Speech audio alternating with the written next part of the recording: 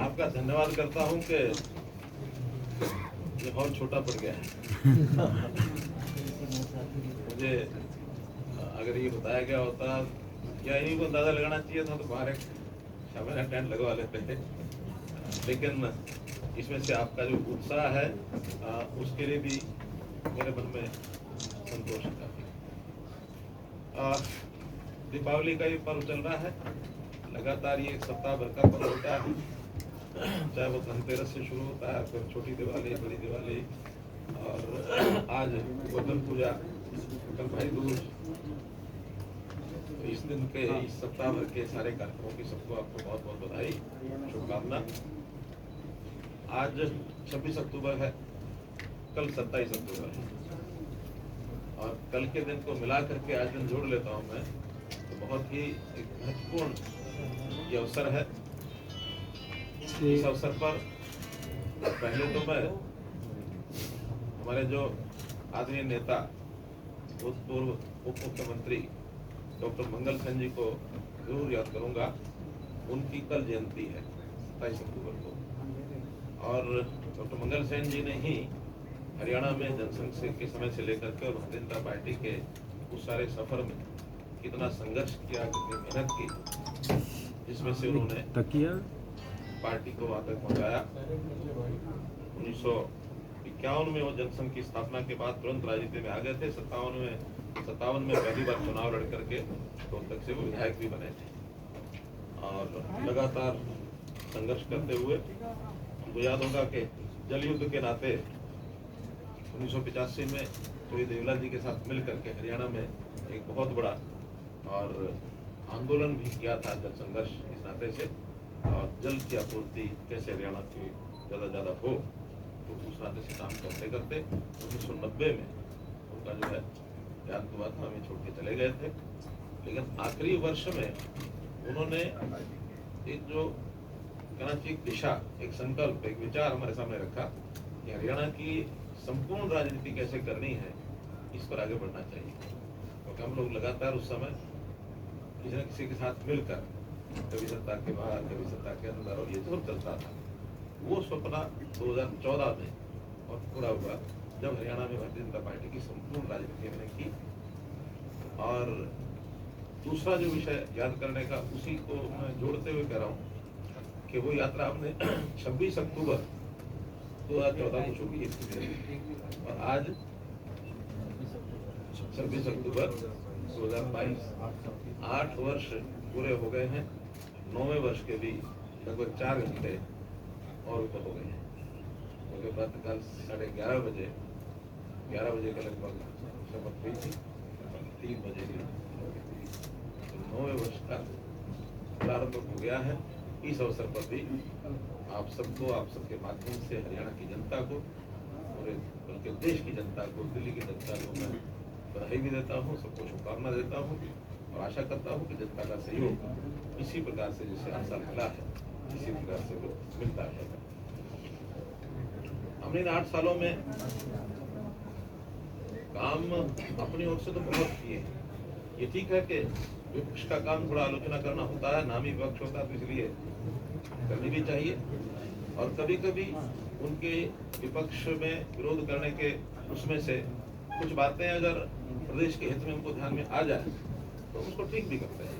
हमने कभी भी विपक्ष को इतना ज्यादा यानी दरकिनार नहीं किया कि उनकी कोई अच्छी बात हमें मिले तो हमने न माना। हमने लगातार जो हमारे नीतियां, जो हमारी पॉलिसी, जो हमारी उपलब्धियां, देश के प्रधानमंत्री नरेंद्र मोदी जी उनके सहयोग से 2014 में ही मई में हमारी केंद्र में भी सरकार बन गई थी, तो प्रधानमंत्री जी ने भी जो हमको एक ब्लूप्रिंट रखा है समाज की प्रगति का, प्रदेशों की प्रगति का, बराबर वो उनको संभालते हैं। उन्होंने जब जो रास्ते दिखाए, जो प्रेरणा उनसे मिली, उस पर वो लगातार काम करते रहे।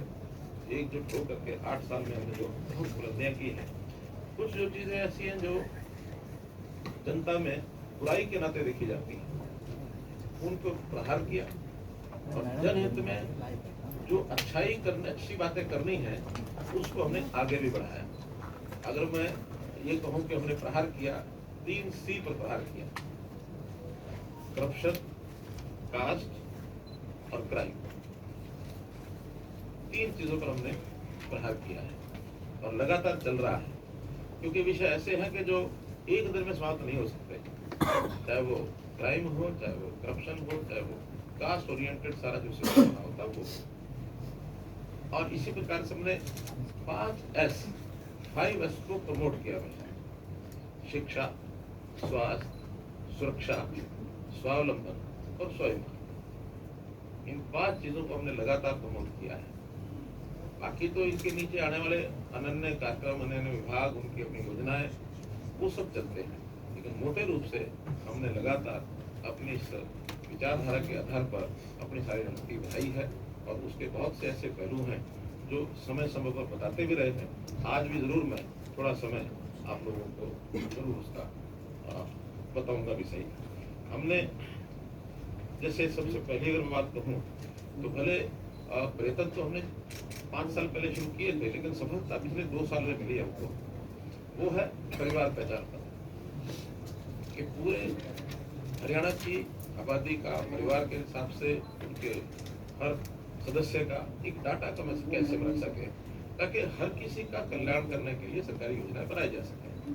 चाहे वो छोटे बच्चे 0 से 5 साल के हैं, चाहे 5 से 18 स्कूल गोइंग चिल्ड्रन है, चाहे 18 से 25 हायर एजुकेशन का लेवल है, चाहे 25 से 60 उनको एम्प्लॉयमेंट के नाते से उनकी अपनी आजीविका परिवार चलाने के नाते से है, और चाहे 60 साल के बाद आयु के लोग हैं जिनको अपनी एक सोशल सिक्योरिटी चाहिए, वो भी हमने अलग से उसको दिया है। और ये 5 वर्ग जैसे मैंने बताया आयु के हिसाब से बांट करके हमने अलग अलग विभागों के लिए काम लगा रखे हैं कि भाई आप इस एक आयु वर्ग की पूरी देखरेख करेंगे, तो वो चीजें सारी स्कीमें उसी हिसाब से काटी जा रही है। कभी एक पुराने समय में आश्रम व्यवस्था चलती थी, उस समय 4 आश्रम चलाए गए थे: ब्रह्मचर्य आश्रम, गृहस्थ आश्रम, वानप्रस्थ आश्रम और संन्यास आश्रम। वो 25-25 साल का उस समय का हिसाब था। आज हमने आज के आवश्यकता के हिसाब से आज के तरीकों से इसको 5 हिस्सों में बांट दिया है और उसी में हर विभाग का काम WCD 0 से 5 साल, 5 से 18 स्कूल एजुकेशन, 8 से 18 से 25 हायर एजुकेशन, 25 से 60 एम्प्लॉयमेंट, एम्प्लॉयमेंट के बाद 60 के ऊपर सोशल जस्टिस डिपार्टमेंट। तो एक प्रकार के सारे काम उनके माध्यम से किए जाएंगे। कोई भी व्यक्ति समाज का ऐसा न बचे जिसको कोई तकलीफ है और उसकी हमारी योजना नहीं बनी उसका तकलीफ को दूर करने के लिए यथासंभव हर नागरिक की चिंता करना, ये हम इस परिवार पहचान पत्र का जो एक हिसाब किताब है इसके माध्यम से करेंगे। काफी शुरू हो गया है, काफी आगे बढ़ेंगे। पहला उसमें कार्यक्रम हमने कार्यक्रम तो बहुत लिए हैं, लेकिन जिसका उल्लेख करूंगा वो है अंत्योदय के नाते से मुख्यमंत्री अंत्योदय परिवार योजना। कम आय के लोगों को कैसे आय की वृद्धि करके उनका चयन कैसे बढ़ाया जाए। हमने टारगेट रखा कि 1 लाख से नीचे पर एनम पर फैमिली जिनकी इनकम है उनको पहले सिलेक्ट किया है, और ये लगभग 7 लाख के आसपास परिवार हरियाणा में है जिनकी 1 लाख रुपए से भी कम आया था महीने की केवल 8,000, उनको कैसे 15,000 तक निकल जाए। ये योजना हमारी शुरू हुई है। इसमें हमने जगह जगह पर अंत्योदय मेले लगाए हैं, आधे लग चुके हैं, आधे भी बाकी हैं। कोविड के कारण से थोड़ा स्लो हुआ ये मामला, लेकिन आगे बढ़ रहे हैं। बैंकों से सहयोग किया है, स्किल डिपार्टमेंट के माध्यम से उसको सहयोग किया है, प्राइवेट इंडस्ट्री से भी हमने सहयोग मांगा है।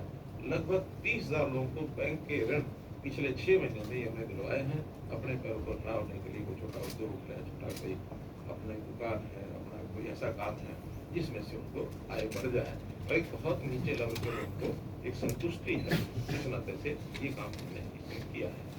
अगर मैं इसके आगे बढ़ता हूँ, एक एक वर्ग के नाते किसानों के नाते बहुत काम किए, लेकिन बहुत महत्वपूर्ण जिसका मैं उल्लेख करूंगा, मैं 7-8 काम ऐसे उल्लेख करूंगा जिसको हम ये भी कह सकते हैं कि 8 सालों में 8 कमाल जैसे कह सकते हैं ना, इस प्रकार के काम बहुत है।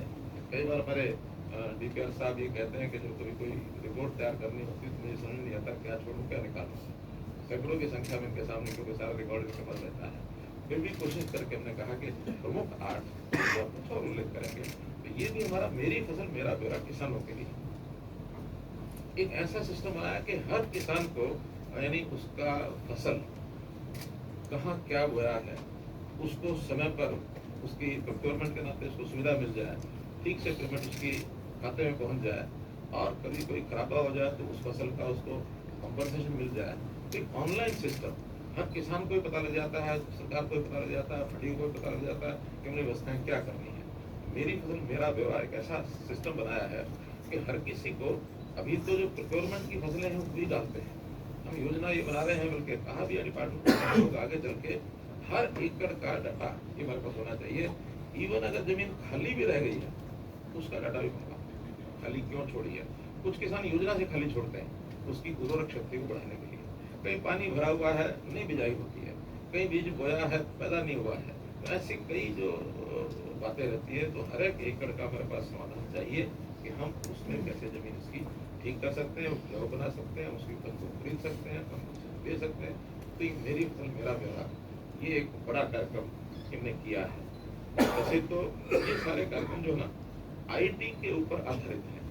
हमने सारे सिस्टम में आईटी का उपयोग इसको बड़ी मात्रा में बढ़ाया है। यानी कभी समय था आईटी लोगों के लिए बहुत बड़ी ऐसी चीज थी कि एक लोगों को आश्चर्य लगता था कि ये भी सिस्टम ऐसा ही बन सकता है। हम भी छोटे होते थे तो मोदी जी ने शौक लगा दिया हमको कंप्यूटर का, तो कंप्यूटर करते करते आज सारी चीज़ों का ऐसा लग रहा है कि सारी समस्याओं की आधी से ज़्यादा समस्या है इसमें हल कर सकते हैं। डाटा जितना हरियाणा में हमने इकट्ठा किया है इतना शायद ही किसी प्रदेश ने डाटा इकट्ठा किया, बल्कि हमारे सर्वर छोटे पड़ गए हैं, नए सर्वर्स की नया स्पेस खरीदने की योजनाएं बन रही है। इसलिए ऑनलाइन सिस्टम को हमने बढ़ाते हुए ऑनलाइन सेवाएं लगभग 42 विभागों की 547 ऑनलाइन सेवाएं ये अंत्योदय सरल पोर्टल पर, यानी गांव में बैठा हुआ व्यक्ति अटल सेवा केंद्र जिसको CSC कहते हैं, कॉमन सर्विस सेंटर, इसके माध्यम से गांव में बैठा हुआ भी किसी भी सेवा का लाभ को वहां से उठा सकता है। तो एक क्रांति ऐसा लोगों को लगता है कि जो चीज हम धक्के खा करके क्षेत्रों में जाते थे, दस्तावेज देते थे और कहीं भी उनकी परेशानियां होती थी, कोई चंडीगढ़ भागता था, कहीं भागता था, आज उनके गांव में बैठे हुए उनकी समस्याओं का हल होने लगा है। 12 लाख तो मतलब CM विंडो में जो लोगों ने अपनी ग्रीवेंसेस दी है 12 लाख के लगभग आई है पिछले 8 साल, एवरेज 1.5 लाख हर महीना।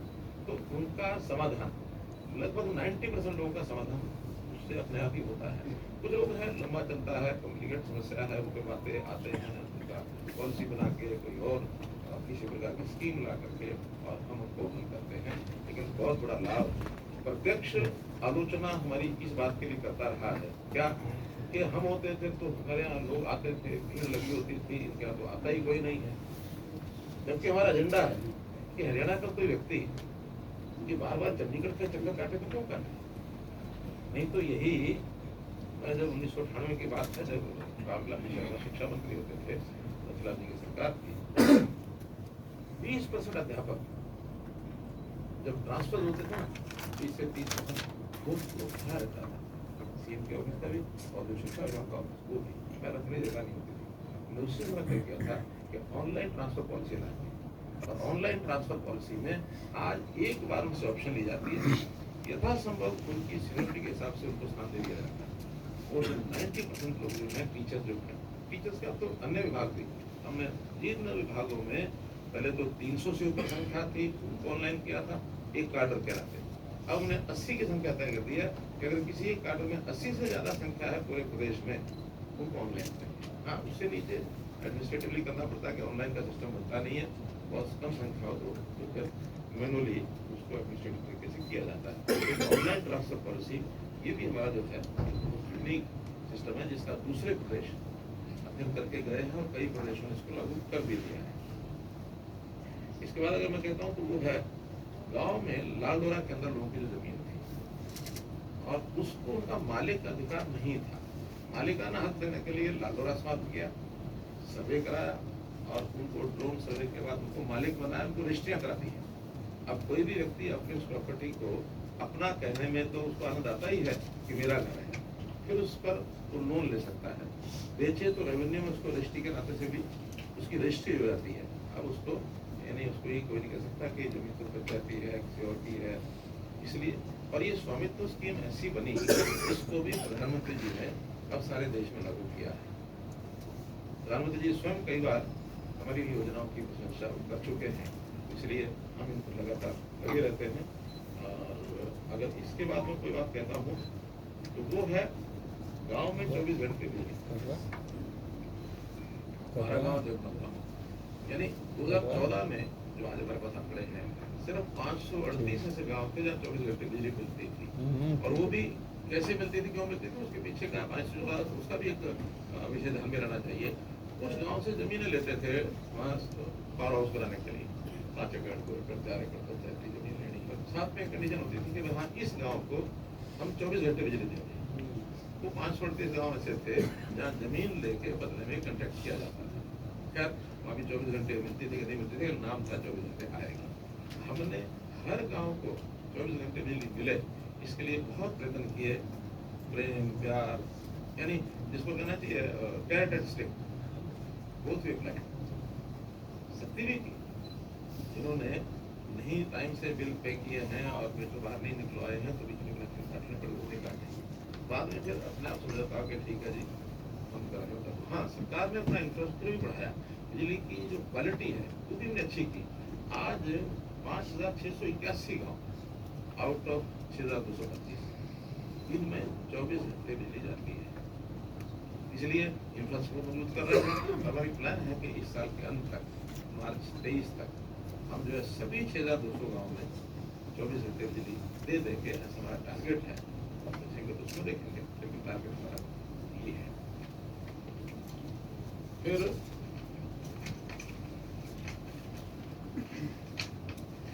गांव में एक काम जो और हम कर गए, सारे देश में कहीं नहीं हुआ और उसकी लड़ाई बहुत रही, वो है पढ़ी लिखी पंचायत। पंचायतों में अमूमन पंच सरपंच, मुझे तो पढ़ना नहीं आया ये कागज, मैं तो उठाटे का आदमी हूँ, जो उसने कहा मैंने लगा दिया। और इसमें से करप्शन बहुत था, लोग छूट जाते थे, केसेस कोई भी होते थे उनके अगेंस्ट, उसमें किसी प्रकार का कोई निर्णय नहीं होता था। हमने उसमें 10वीं पास, 8वीं पास, 5वीं पास, ऐसा उनके जेंडर और उसको लेकर के, कास्ट को लेकर के कुछ थोड़ी छूट भी दी है। और ये लड़ाई सुप्रीम कोर्ट तक गई। सुप्रीम कोर्ट में पहला ऐसा उदाहरण है कि चुनाव शुरू होने के बाद हाई कोर्ट ने बीच में रोक दिया। सुप्रीम कोर्ट में कि रुकना नहीं चाहिए था, चुनाव होना चाहिए था, फिर भी अब रुका है तो ये लड़ाई के आप इसका निर्णय करो। 45 दिन लगातार बेंच ने सुनवाई की और आकर रिकमेंड किया कि not only Haryana but in other states also this should follow. तो ये एक हमारा एक और उपलब्धि जिसको मैं कह सकता हूँ out of those 8 to mention for you. और इसके बाद एक है स्पोर्ट्स। हमारी स्पोर्ट्स पॉलिसी इस ढंग से मैंने उसको तैयार किया है, चाहे उसमें उनको प्रोत्साहन के नाते से खेल खेलते समय उनकी ध्यान रखना हो कि राशन मनी है या उनको पार्टिसिपेशन के लिए एडवांस पैसा देना हो, चाहे मेडल जीतने के बाद पैसों की जो उसकी राशि है उसकी लिमिट क्या होगी, ने सर्वाधिक रखी हुई है। और फिर नौकरियाँ, खास करके जो मेडल लेकर के आते हैं उनके लिए नौकरियाँ सुनिश्चित की है। 550 पद हमने सुनिश्चित कर दिए हैं। ये 550 पद तो मेडल विनर्स के लिए ही रहेंगे। अभी हालांकि 200 ही उसमें आए हैं मेडल विनर्स में, इससे ज़्यादा नहीं आए हैं, लगातार उसकी ऐड भी दे रहे हैं। और बहुत मेडल विनर जो ऐसे हैं वो अपने खेलों को कंटिन्यू करने के लिए नौकरी में आ भी नहीं रहे हैं। आकर जब आदमी सोचता है खेलों से मैं बाहर हो जाऊँ तो मैं नौकरी में जाऊँगा, तो उस समय वो आता है। इसलिए लगातार हम चाहते हैं कि 550 भी खेलों को इतना प्रमोट करें। ये 550 एनुअल है, ये 550 की संख्या कम पड़ जाए, अगर कम पड़ेगी तो उसको और बढ़ाएंगे, लेकिन मेडल विनर्स को नौकरी सुनिश्चित करना। और जो मेडल विनर नहीं है उनको भी एक्रेडिटेशन सर्टिफिकेट जो होगा उस सर्टिफिकेट के आधार पर ग्रुप सी में 10% पोस्टें रिजर्व की है। ग्रुप डी में 10% पोस्टें रिजर्व की है।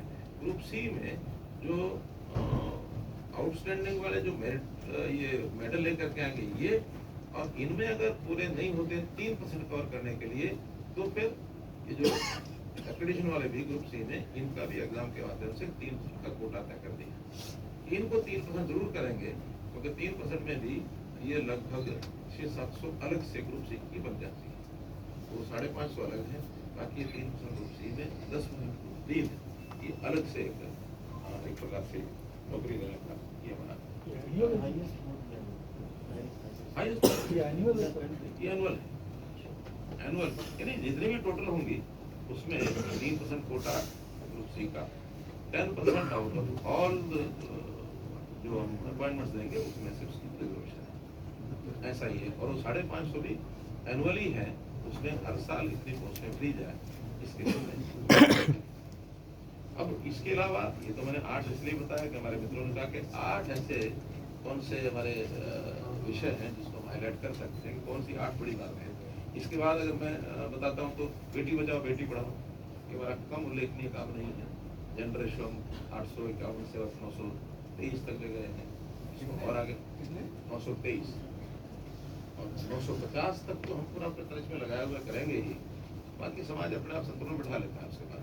लेकिन ये भी एक उपलब्धि है हरियाणा को, जहाँ बेटियों को मारने वाला प्रदेश जाना जाता था, आज उस स्थिति हरियाणा के बारे में कोई नहीं कहता कि उसका ध्यान रखते हैं। इसके लिए भी हमने जैसा कहा कि अवेयरनेस पैदा करना, IEC प्रोग्राम के माध्यम से, संस्थाओं के माध्यम से, और फिर दंडित भी करना जो अल्ट्रासाउंड वगैरह का जो गलत काम करके और लिंग की पहचान करने का जो काम डॉक्टर करते थे उनको दंडित भी किया, कई FIR आई, कई बंदर किया।